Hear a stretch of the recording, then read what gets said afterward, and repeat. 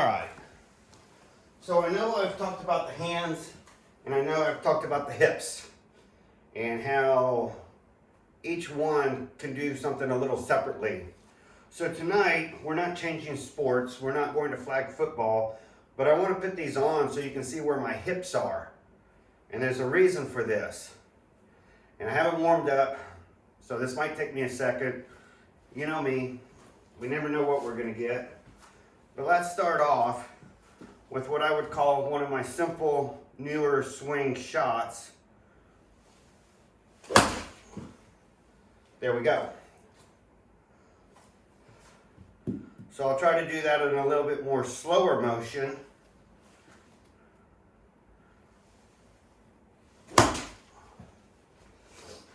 And make sure you see exactly where my hips are.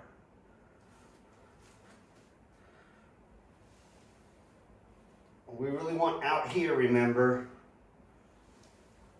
So now you see where my hips are in relation to my hands, to my club.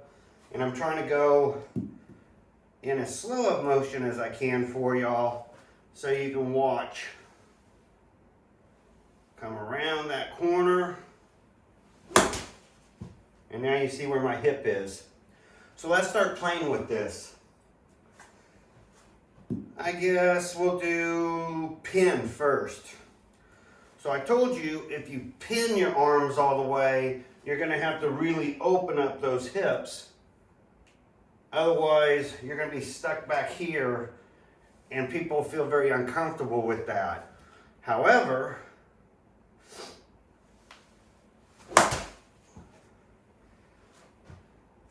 it's doable. Not only is it doable, Gary Player made a career out of it, taking out the left side. You do have to learn a lot more shoulder rotation when you wait for your hips to come in last, because you're so far back here. You have to use lower hands and a lot, but look at the difference. Let me show you why we're talking about this. If I came up here and come down, here's my hip, ready for the ball to be hit, and it'll close up right about here. So my hands are about here when I'm getting ready for my release. I've come down to this point, now it's just a matter of from here to here, releasing through the ball. What if we want to change that and get our hands pinned way, way, way, way, way behind us? Well, what would that mean? If you come here and start getting this turned, so think about this. This has to come down and this is now turned. So now your elbow is almost behind you, but look how far ahead of the ball you already are. So when we do something like pinning, we can still hit great shots. In fact, if you really look at most of your Korean golfers, that's what they like to do. They call this vertical drop in the back, but they're pinning those arms. So when they're pinning those arms and they're coming through, they have so much real estate to work with. Whereas if you want to come up a little shallower, keep your sternum and your hands more together and come up this way and get the hands through first and then the hip to pop later. So let me try another one of those. I didn't mean to hit so fast. So let's go hands first. And then we pop up afterwards. Well, if you're doing that, there's still ways, I'm sure, that you can get past the ball. But when because really on hands first, you can lean into it and get the hands and then the hips. But when you pin yourself, I mean, literally come up and pin and then get those hips open. There's nothing in your way. And that should take care of the whole left side. But here's another fun fact about getting your hands pinned more behind you on this vertical drop. Think about your driver. Here, you have to lean kind of in and keep that shoulder down, which you should really do on most shots. But on your driver, you pin yourself. Oh, Go back and look at the flight trajectory on that one. This is an 8-iron. That went pretty high. Because once you start pinning yourself, you can start controlling what is going to hit, how much ground you're going to hit. Remember, I said you had to rotate a lot to get back down to the ground. If you're leaving your hands back here, and then you're turning those hips forward. But hear how that last one didn't hit very well? That's what you would do with the driver. Instead of burying your hands down into the ground to make my turn, now all of a sudden on a driver you want to hit up. Well, isn't that convenient? That's kind of like a made for action. You're hitting up. That ball's taking off toward the top of my net. Now you don't have to be that extreme, but with a driver you're going to be playing this side of the body, pinning it up. Well, that brought the flight way down, but still it sent the ball up. So for a driver, it's kind of exciting. So what's the most we can get our hips open? I'm letting you watch this, and I'm trying to hit, I promise, as slow as possible so you can watch those hips. And the truth of the matter, your leg strength is so increased. Think about it. On your hand first, when your hands are flying, that's all upper body strength. And then it's the pop goes the weasel. Your hands go through and then your butt pops around. Pop goes the weasel. Pop. See, you hands, butt. Hands, butt. Most people try to play a little bit more neutral. You know, they try to come up, and as they're turning, they're getting just in front of this lead trail leg. And that's where they want to hit. But like I said, you start putting those hands back there and pinning them, you're back here now. And it's quite possible that you're using a lot more legs to drive the ball. And like I said, if you don't hit down, if you're not hitting down toward the ground as you open up, that ball's going. Well, that tells me, besides the driver, if I want to start using some of my wedges to get some air behind it, I can come all the way up and make that turn and use my legs to be the guiding piston, and then I can kind of control my height depending on how much I'm leaning over into the ball. Now, I have a pencil down here just off screen, and y'all can't see that, but it's to let me know where y'all are in the frame, or I am in the frame. So if I want to use like a 5-iron or 7-iron, I'm going to have to move my mat back so we stay in the frame here. Now let's go with the 7-iron all of a sudden. And we'll try hands first. And I'm not overly impressed. I mean, I can see you can get some speed. If you want to talk about hand speed and club head speed and just worry about hands, yeah, there's a big pop. I can see there's nothing that should create a left or right. You should be straight. Your hands are going through. If you can't get your hands from here to here in a straight line, that's a problem. That's probably club head. That's probably being not coming in square, like from the get, like your setup. But if you can get your hands from here through there, you don't have to worry about your hips. Then there's others, like I said, who want to do more of the timing. They want to come up and it just swings together. But remember, you can never tie your hips to your hands. And the reason being, your hands are trying to get away from your hips. So if you tie your hands to your hips, you make a big arc. And that's exactly what your ball flight's going to look like. So I guess if you want to hit kind of like a banana ball, or maybe start learning how to do that and create more of a draw, you could do that by marrying your hands together and doing this, and still get some pretty good speed on the ball. But not a lot of people are going to do that, or intentionally do that. So I just want to show y'all tonight, if you want, God, again, I'm working a lot with my clubs. And so I've gotten to really know them. But there is something pretty exciting and sexy when you are just using those legs to bring you around and open up those hips. And we'll try another slow one for you.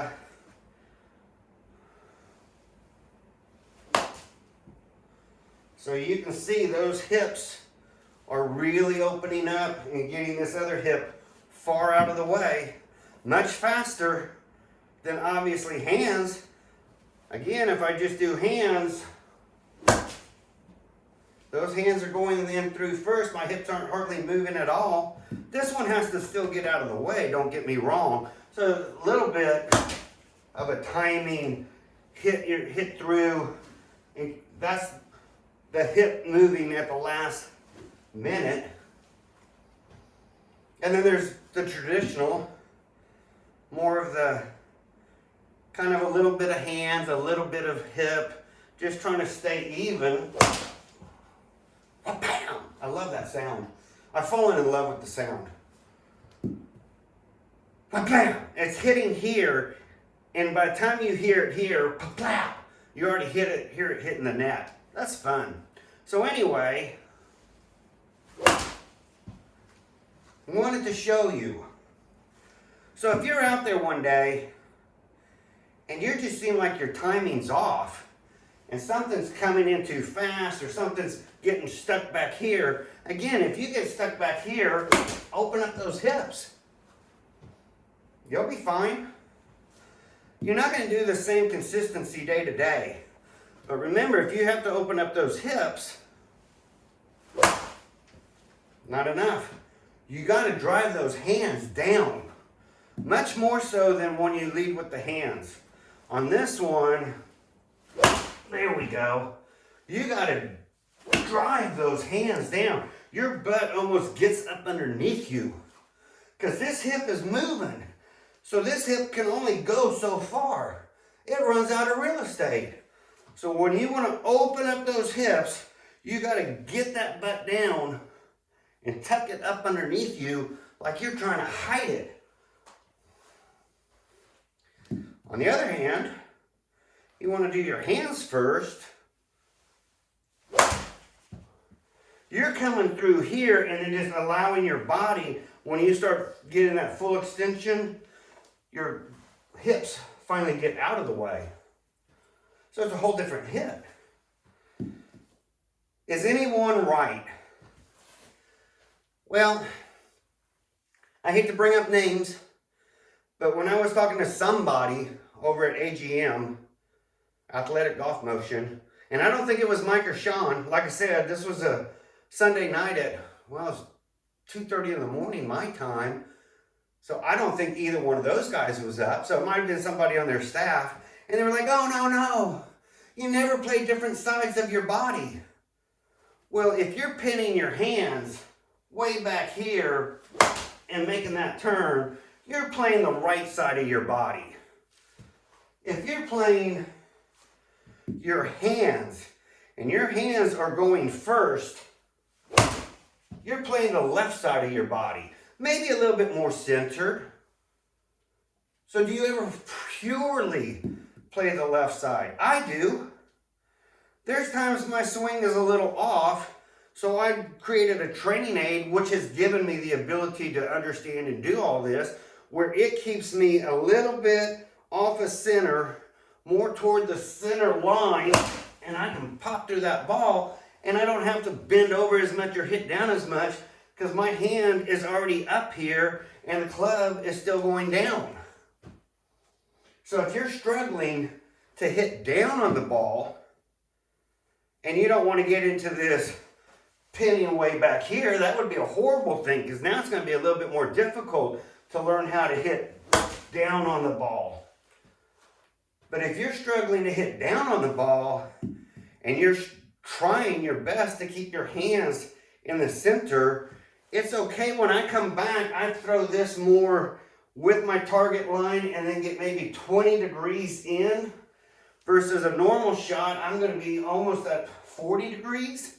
And if I'm pinning my hands, God, I'm way back there. I mean, I'm pinned. So if anybody's looking for, well, is there any particular, from the target line, this club, you know, should I line it up here? Should I line it up here? Should I line it up here? Well, it just depends on what part of your body is doing what. And that should make sense. I made a board one time and I drilled holes at the right angles so I could put an alignment stick and know exactly where my club should be on top of that alignment stick. And I knew, was I 22 degrees? Was I 30 degrees? Was I 45 degrees? I knew where my club was. That was oops, got two balls now. That was a fun alignment stick, because you could sit here and do this and kind of karate chop and say, yeah, I'm right on that alignment stick. So if I had the alignment stick this way, let's put you there, and I'm here, okay, here's my, yeah, I'm over that alignment stick, so this is where I'm going to want to bring my hands back to. So if I bring my hands back to there, what happens? But if you want to get rid of all that, mess in your head, you have to feel this is just an object in space. Your hips have a responsibility getting out of the way. They also help bring energy into the golf ball and the golf hit and getting going on it. So I'm going to end with that for right now. But I have a great training aid. I gotta admit, that's how I did this so quick. I've been able to hit from behind, from pinning my hands before. People watched me do it for a while. I was pinning my hands way back here, coming up, opening up those hips.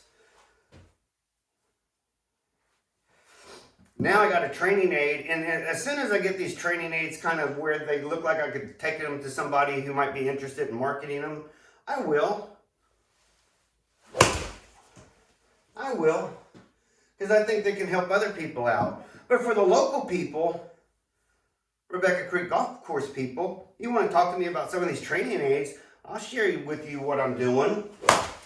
Oh, you got to, pinning your hands back, you better bend over and keep those shoulders moving. Whereas the hands isn't such a big deal. Then you're just relying on power. But you might want to spend a day just pinning your hands all the way back and then visually work your way through and see what happens. And you'll start noticing you can really get in front of that ball. It has some advantages to maybe some of the other swings. But you saw earlier, I was moving my hips and coming through this way so well that I was literally having to move my poor little ball way up there. Oops, that's when I miss them. Gotta concentrate. You gotta get this whole body going. There we go. So I can put my ball way up there and I'm not pinning my arms. But again, it's a club head. It's an object. I'm holding it. As I'm moving up, it's going down. I control a lot of what's going on. And so I'm running out of mat. Trying to get up there so much. So can I pin my hands all the way back here and fully open up? Take me a couple hits. It'll always take, never stop on one hit and think, that ain't ever gonna work. Give your body time to figure out what you're trying to do. And there she goes. So think of all the different shots. Now go outside, if you're practicing indoors, and go outside and start looking at your ball flight. Not only that, like these last two, man, you're just puring the ball. Notice how I'm not going thwap, thwap, because I'm coming in so clean. Well, I can see for 5, 4, 3, if you use a 2-iron utility, a 3-wood, sweeping, you have control over really just kind of sweeping the club. So for a 3-wood, you pin your hands behind you, and now you don't have to worry about anything on the left, Rebecca Creek people. Man, just let her rip. You can see. So one last time, we were talking about 3 things.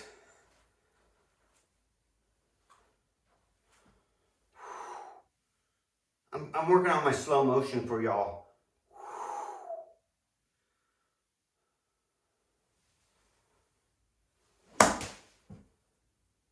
That's hands first. I thought that and it really came out pretty good. It was a clean hit. I thought that was a pretty good slow motion. Don't move the pencil. They'll know you're cheating. Now, a regular hit. That one came out good. You should have been able to see the ribbon on that one. And now we're going to have to do a slow motion pin. And then we end the night. So let's try one last one. Square those hips. Come all the way up. Open it. Well, that got pretty close.